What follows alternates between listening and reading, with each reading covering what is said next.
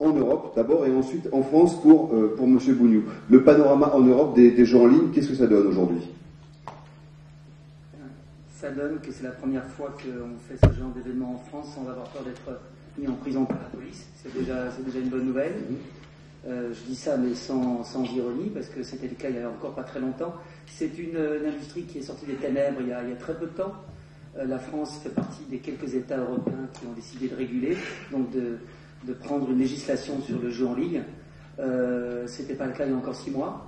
Donc il y a 6 mois en France, les jeux en ligne étaient considérés comme étant une activité parfaitement illégale. C'est encore le cas dans beaucoup d'États européens. Donc c'est difficile de faire un panorama du jeu en ligne en Europe parce qu'il est encore en grande partie souterrain. On connaît les chiffres évidemment qui sont déclarés par les opérateurs qui ont des licences ou des agréments en France, puisqu'ils sont obligés de montrer patte blanche sur leurs chiffres. Mais on est encore dans un contexte européen où la majorité des États membres n'ont pas encore pris de législation et où ces acteurs évoluent entre le gris, le blanc, le noir, on ne sait pas très bien.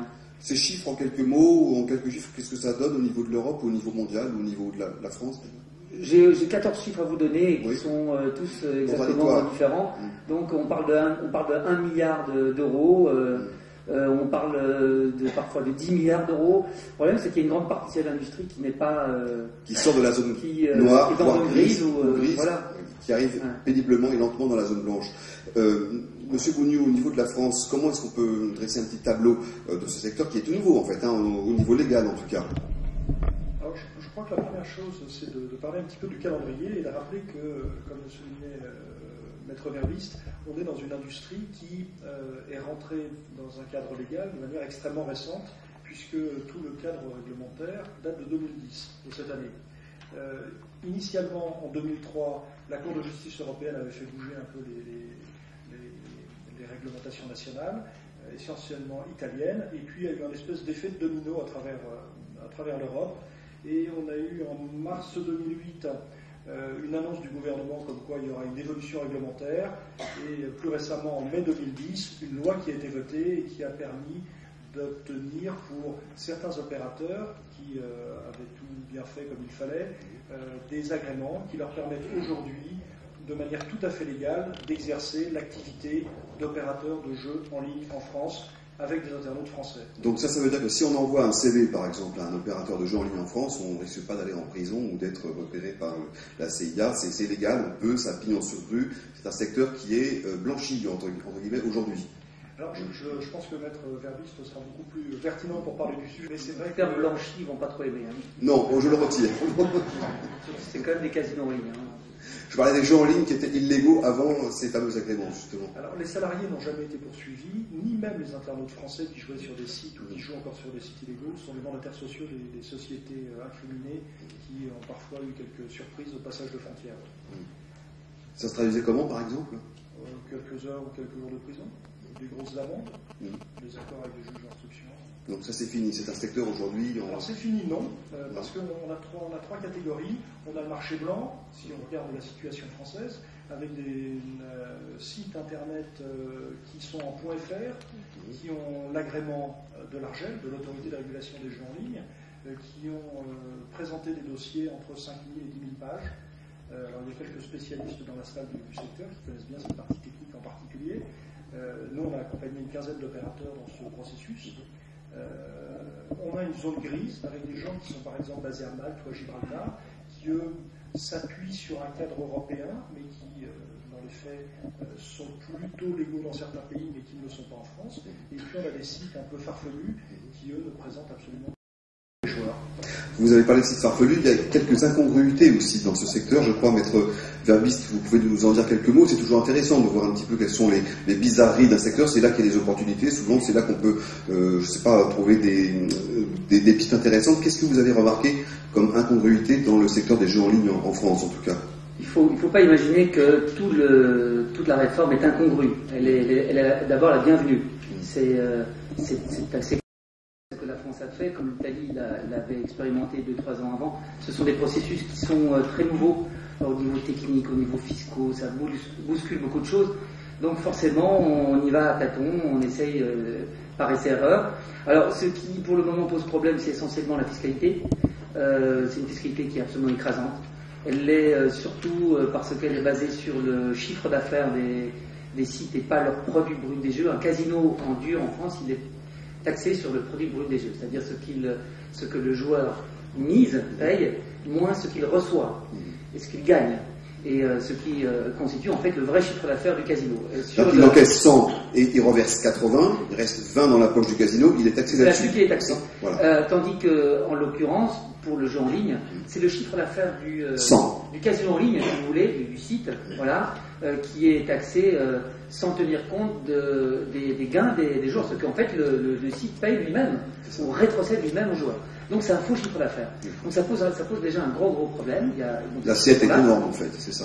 Comment ? L'assiette est énorme. Voilà, c'est un problème d'assiette et pas de taux. Le deuxième problème, c'est que pour des raisons vraiment très politiques, on a ouvert que très partiellement le jeu en termes de type de jeu autorisé. Aujourd'hui, on n'a que les paris hippiques, les paris sportifs et le poker qui sont autorisés, alors que le jeu en ligne est beaucoup plus vaste que ça. Au moins 30 ou 40% du marché mondial du jeu en ligne se fait sur les jeux de casino. Qui sont interdits encore. Qui restent interdits. Ce qui est étrange finalement, parce que l'industrie des casinos en dur en France est l'industrie la plus importante en Europe. Il y a 5 casinos en France. C'est vraiment très important. Elle n'a pas réussi, pour des raisons que je n'ai pas le temps d'expliquer, elle n'a pas réussi à faire entendre sa voix auprès du gouvernement pour que finalement leurs jeux à eux traditionnels soient autorisés aussi sur Internet. Vous m'aviez parlé de mythes aussi, il y avait des mythes qui circuleraient sur ce secteur des gens ou des fantasmes, je ne sais pas, est-ce que vous pouvez un petit peu recadrer la réalité sur ce secteur ô combien fantasmatique, puisqu'on a appelé cette intervention Eldorado ou Far West, sur les gens en ligne justement. Un mythe qu'on peut déjà désamorcer complètement, c'est celui de la sécurité. Les gens ont peur de miser de l'argent parce que ça fait peur de donner de l'argent à un site qui n'est pas une banque. Aujourd'hui, les sites, c'est des banques. Les sites de jeux, c'est des banques. Peut-être pas tous, il faut peut-être être prudent et regarder la vie. Ils sont régulés en France. D'accord. Je parle ici de ceux qui sont régulés en France, bien entendu. Il y a une offre légale aujourd'hui qui est régulée par un nouveau régulateur qui est extrêmement pointilleux sur la sécurité, un cahier des charges qui est très précis. Il y a, on disait tout à l'heure, des gens de la sécurité ici qui sont spécialisés aussi sur le jeu en ligne, qui peuvent en témoigner. Aujourd'hui, un site de jeu régulé par l'Argel, c'est aussi fiable qu'une banque en ligne. Est-ce qu'il faut repérer un sigle Argel sur le site Bien entendu, oui. Pensez bien que ceux qui ont sué pour avoir l'agrément Argel, ils le mettent comme un sapin de Noël. Il y a peut-être des faux sites qui mettent des faux sites Argel aussi, mais ça on y reviendra, c'est un autre débat. Il faut mettre avec un G alors, il faut Argel avec un G et un J. Voilà, par exemple. Monsieur Bougny, au niveau de l'emploi finalement, quelles sont les opportunités ou les pistes que ce secteur peut offrir en termes de recrutement? Qu'est-ce qu'on constate aujourd'hui au niveau des profils recherchés, par exemple? Alors, ce que nous voyons, c'est qu'on est dans une industrie très jeune. Il y a 12 ans, le jeu en ligne n'existait pas. Toute cette industrie s'est créée en quelques années. Et puis, jusqu'à il y a 6 mois, pour le cas français, un opérateur qui touchait le marché français devait opérer depuis Malte, Gibraltar, ou le Canada, ou en tout cas dans des zones un peu exotiques. Aujourd'hui, les opérateurs qui ont obtenu l'agrément rapatrient leurs équipes en France et puis s'étoffent parce qu'il y a des besoins de marketing, il y a besoin de RH pour gérer ça, et puis toutes les fonctions d'entreprise doivent être présentes et de nombreuses entreprises s'équipent et se structurent avec des équipes françaises. D'ailleurs, on a une étude qui est sortie au niveau européen qui montre que l'industrie des jeux d'argent en ligne est le secteur économique qui a la plus forte croissance à travers toute l'Europe dans le cadre de la croissance de l'emploi. Les mots-clés pour trouver l'étude sur Internet, si c'est trouvable, qu'est-ce qu'on... C'est sorti dans Capital, ou ça va sortir dans quelques jours dans Capital. D'accord, très bien. Maître Verbiste, existe-t-il des... C'est pas Challenge, dommage. À mon avis, c'était déjà sorti dans Challenge. Ça va être pour ça, effectivement. Merci. Maître Verbiste, y a-t-il des... Oui. Y a-t-il des postes ou des secteurs au niveau juridique qui attirent l'attention ou qui attirent, qui sont extrêmement demandés par les sites de jeux en ligne? Est-ce que ces profils juridiques sont importants ou moins, puisque maintenant qu'il y a l'agrément, on n'a plus besoin de se battre sur les questions de droit? Il y a un marché, je ne dis pas qu'il est énorme, mais il y a un marché juridique qui est en train de se développer en relation avec le jeu en ligne. Il n'y a pas uniquement les cabinets d'avocats, Parce qu'il y a beaucoup des sociétés qui ont obtenu des agréments sont des sociétés étrangères, qui ont créé des filiales françaises et qui ont commencé donc comme des start-up, mais qui sont des faux start-up, parce que derrière il y a des grands groupes. Et donc ils ont vocation à grandir. Et quand ils grandiront, ils auront à terme des directeurs de ressources humaines, des directeurs juridiques, etc. Donc c'est des sociétés qui ont un gros potentiel de croissance, mais qui sont encore relativement embryonnaires au niveau de l'organigramme. Donc oui, il va y avoir des postes de directeurs juridiques qui vont être prévus, d'autant plus que l'aspect régulatoire, pour utiliser un terme qui n'est pas français, mais qu'on comprend bien, est très très important. Il y a une obligation dans l'agrément lui-même qui est d'assurer une veille juridique et régulatoire permanente. Alors aujourd'hui, c'est des cabinets d'avocats qui le font parce que, comme je le disais, ils ne sont pas encore équipés en interne, mais comme dans d'autres domaines. Et de nouveau, j'aime beaucoup la comparaison avec le milieu bancaire. On est vraiment dans un environnement qui ressemble à la banque, avec des compliance officers, avec le même genre de contraintes que vous allez rencontrer.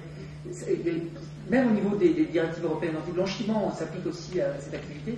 Donc on est vraiment dans une activité qui ressemble plus à une banque qu'à un site de commerce électronique classique. Donc ils vont développer le même genre de métier. Vous voulez quand même pas dire qu'on a la même sécurité au niveau de la rentabilité du capital investi?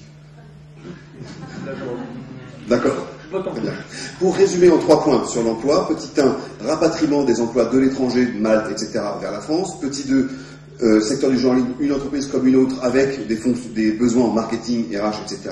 Petit 3, pas mal de besoins quand même au niveau du droit, de la régulation, du juridique. Pour résumer entre nous. Eh bien écoutez, je vous remercie. On va donc passer la parole maintenant à Françoise Lamotte, donc, qui est responsable du business multicanal à AXA, qui va nous expliquer comment justement à AXA, je ne veux pas déflorer votre sujet, on essaye à la fois de préserver l'existant tout en mettant le turbo sur l'avenir, en privilégiant plusieurs canaux de distribution.